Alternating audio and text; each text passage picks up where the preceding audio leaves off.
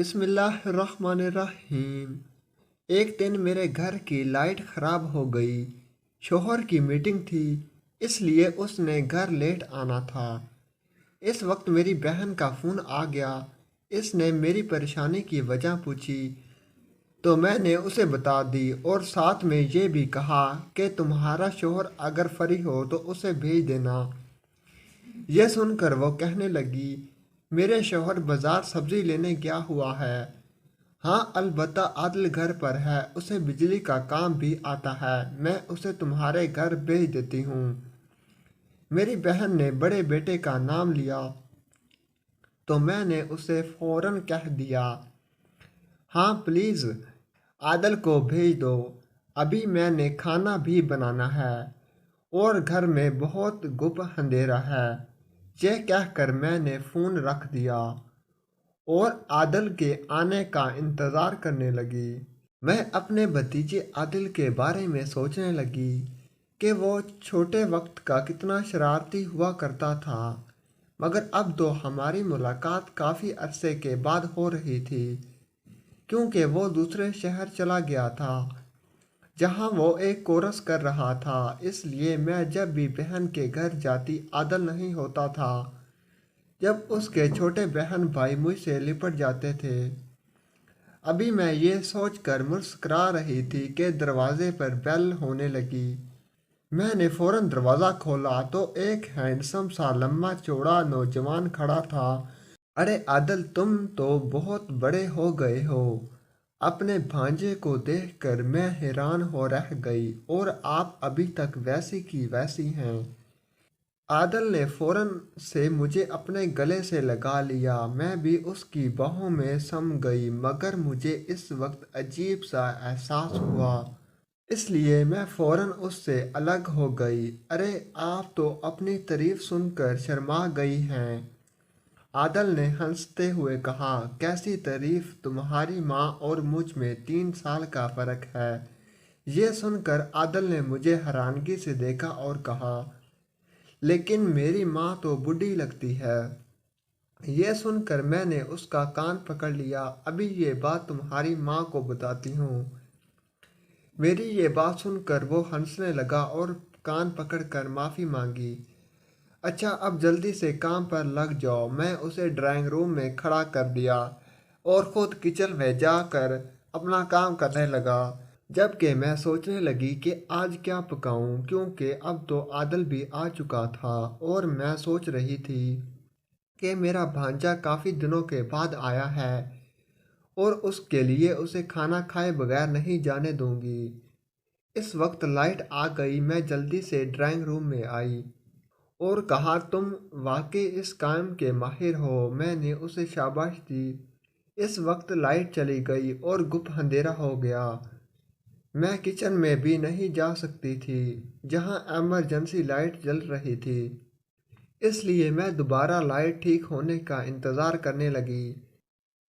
Video اچھی لگی تو چینل کو لائک کریں، سبسکرائب کریں، شیئر کریں، گھنٹی کے نشان پر کلک کرنا مت بھولیں تاکہ ہماری ہر ویڈیو آپ کے پاس بآسانی پہنچ سکے اور ہماری حوصلہ افزائی ہو سکے۔ کمنٹ سیکشن میں اپنی رائے کا اظہار ضرور کریں، شکریہ۔ تبھی اچانک کسی نے پیچھے سے چٹکی کاٹی تو میں حیران رہ گئی۔ اچانک اسی وقت لائٹ آ گئی۔ میں نے دیکھا کہ عادل کے پیچھے میرے شوہر بھی کھڑے ہیں۔ میں انہیں دیکھ کر حیران رہ گئی۔ ارے آپ کب آئے؟ آپ کی تو میٹنگ تھی۔ میری بات سن کر انہوں نے کہا، بس ابھی آیا ہوں، لیٹ نہیں تھی تو تم لوگوں نے مجھے اندر آتے دیکھا ہی نہیں۔ میں نے کہا، مت پوچھیں، اس لائٹ نے مجھے صبح سے پریشان کیا ہوا ہے۔ یہ سن کر عادل کہنے لگا، آپ ٹھیک ہو گئی ہے، بس فکر ہو جائیں۔ یہ سن کر وہ باہر کی طرف جانے لگا۔ تبھی میں نے اسے پیچھے سے پکار لیا، تم کہاں جا رہے ہو؟ کھانا کھا کر جانا۔ یہ سن کر وہ کہنے لگا، ایک دوست کے ساتھ جاؤں گا، آپ کے ساتھ پھر کبھی۔ یہ کہہ کر وہ چلا گیا۔ جب میرے شوہر کمرے کی طرف بڑھ گئے، جبکہ میں پریشان سوچ رہی تھی کہ چٹکی والی حرکت کس نے کی تھی، عادل نے یا میرے شوہر نے۔ इसके ठीक 2 दिन के बाद आदिल मेरे घर आ गया था। वो मेरे लिए कुछ कपड़े लाया था जो मैंने एक दर्जी को दिए थे। मैं वहाँ से ना ला सकी। मेरी बहन के कपड़े भी वही दर्जी सीता था, इसलिए आदिल अपनी माँ के कपड़े लेने गया तो मेरे कपड़े भी ले आया। मैंने उसका शुक्रिया अदा किया तो वो कहने लगा, आज खाना खा कर जाऊंगा। ये सुनकर मैं फ़ौरन किचन की तरफ गई और उसकी पसंद का खाना झटपट बना लिया। मैं बाहर आई तो वो मेरे बेड पर लेटा हुआ था। उसके हाथ में मेरी साड़ी थी, जिसे देखकर वो कहने लगा, लोग इस उम्र में मोटे हो रहे हैं और आप स्मार्ट। ये सुनकर मैं समझ गई कि वो यकीनन अपनी माँ की बात कर रहा था, क्योंकि वो बहुत मोटी होती जा रही थी। मैंने उसके सर पर चिस्त लगाई तो उसने मेरा हाथ पकड़ लिया और उसे चूम लिया। उसके बहन भाई भी ऐसे ही करते थे, मगर आदिल मुझे बहुत अजीब नज़रों से देखने लगा था। मैंने इसकी नज़रों को नज़रअंदाज कर दिया। मैंने सोचा कि ये बड़ा हो रहा है, इसलिए इसका मुझसे प्यार करना अजीब फील हो रहा है। मैं आईने के सामने आकर अपने बाल ठीक करने लगी। मैंने खाना बना लिया था, इसलिए सोचा कि अभी तैयार हो जाती हूँ। तभी आदिल मेरे पीछे आया और कहने लगा, मैंने आपको साड़ी पहने कभी नहीं देखा। ये नई साड़ी मुझे पहन कर दिखाएं। ये सुनकर मैंने उसे कहा, मैं तुम्हारे घर अक्सर साड़ी पहन कर ही आती थी। याद है जब मेरी नई नई शादी हुई थी। वैसे भी ये नई साड़ी मुझे एक पार्टी में पहन कर जानी है। ये पार्टी मेरे शौहर के बॉस ने दी है। यह सुनकर आदिल कहने लगा, तब मैंने गौर से नहीं देखा था, अब पहन कर दिखाएं, सिर्फ मेरे लिए। यह सुनकर मैंने उसे पीछे धक्का दे दिया और कहा, मैं नहीं पहनूंगी। मगर आदिल ने जिद पकड़ ली और मुझे वो साड़ी पहननी पड़ी। हम खाना खाने लगे तो आदिल बस मुझे देखता रहा और मैं उससे नज़रअंदाज करके खाना खाती रही।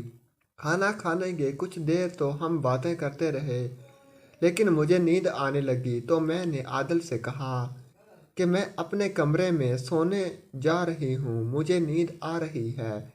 अगर तुम्हें भी नींद आ रही है तो तुम भी सो जाओ।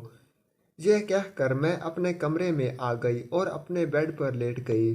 कुछ देर बाद मुझे महसूस हुआ कि कोई मेरे बालों को छेड़ रहा है। मैंने आंखें खोली, मेरे बालों में हाथ मार रहा था। कहने लगा, आपके बाल कितने खूबसूरत हैं। मैं आपकी एक बात बताऊं, मुझे आप बहुत अच्छी लगती हैं। मसला सबसे बड़ा ये है कि आप मेरी आंटी हैं। मैंने कहा, फिर क्या हुआ? तो कहने लगा कि काश अगर आप मेरी आंटी ना होती तो मैं आपसे शादी कर लेता। आप मुझे बहुत खूबसूरत लगती हैं। मैंने कहा, शर्म करो, मैं तुम्हारी माँ की बहन हूँ। अगर मैंने तुम्हारी माँ को बता दिया तो वो तुम्हें डांटेंगी। तो आदिल कहने लगा, मैंने कौन सा आपके साथ गलत हरकत की है? मैंने सिर्फ अपने जज्बात का इजहार आपके साथ किया है। जब मैंने इसकी बेइज्जती की तो कहने लगा, सॉरी, आज के बाद कभी भी ऐसी बात नहीं करूँगा।